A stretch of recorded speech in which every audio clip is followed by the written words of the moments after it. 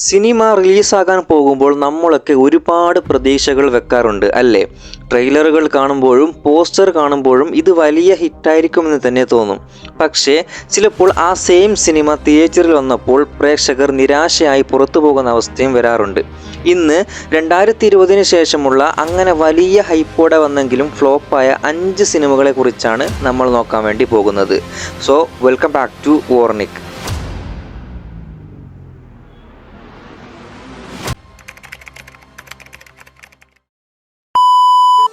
ഇതിൽ 5ാമത് ബസൂക്ക.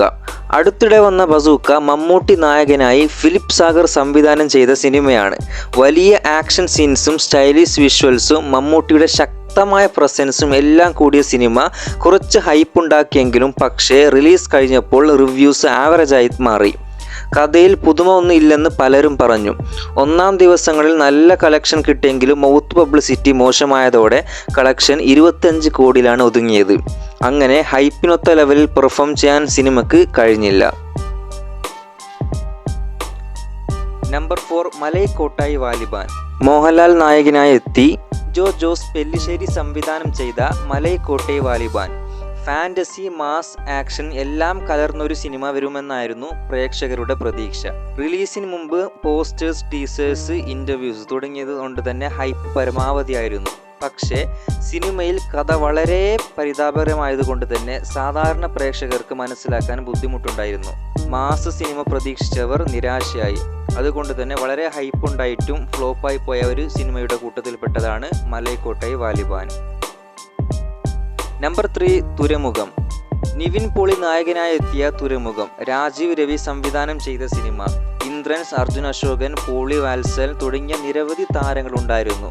കൊച്ചി തുറമുഖ തൊഴിലാളികളുടെ സമരത്തെക്കുറിച്ചുള്ള കഥ ആയതിനാൽ വിഷയം വളരെ ശക്തമായിരുന്നു. പക്ഷേ സിനിമ ഏറെ നീണ്ടുപോയി. കണ്ടപ്പോൾ പലർക്കും വളരെ ഹെവിയായി തോന്നി. അതിനാൽ ഹൈപ്പുണ്ടായിട്ടും കളക്ഷൻ വളരെ കുറവായി. വലിയ സിനിമയായിട്ടും അവസാനം ഫ്ലോപ്പായി. നമ്പർ 2 നീലവെളിച്ചം. ആഷിഖ് അബു സംവിധാനം ചെയ്ത ഈ സിനിമയിൽ ടൊവിനോ തോമസ്, റിമി കല്ലിങ്കൽ, ഷൈൻ ടോം ചാക്കോ എന്നിവർ അഭിനയിച്ചു. വൈക്കം മുഹമ്മദ് ബഷീറിൻ്റെ പ്രശസ്തമായ കഥയെ അടിസ്ഥാനമാക്കുന്നത് കൊണ്ട് എല്ലാവരും വലിയ പ്രതീക്ഷയോടെ കാത്തിരുന്നു. പക്ഷേ സിനിമയുടെ കഥ ഏറെ പതുക്കെ ആയതുകൊണ്ട് തന്നെ ഭയപ്പെടുത്തണമെന്ന് കരുതിയ സ്ഥലത്ത് തന്നെ പ്രേക്ഷകർ ബോറടിച്ചു. റിലീസിന് മുന്നേ ഹൈപ്പുണ്ടായെങ്കിലും തിയേറ്ററിൽ എത്തിയപ്പോൾ ആളുകൾ നിരാശയായി. അതുകൊണ്ട് സിനിമ ബോക്സ് ഓഫീസിൽ ഫ്ലോപ്പായി.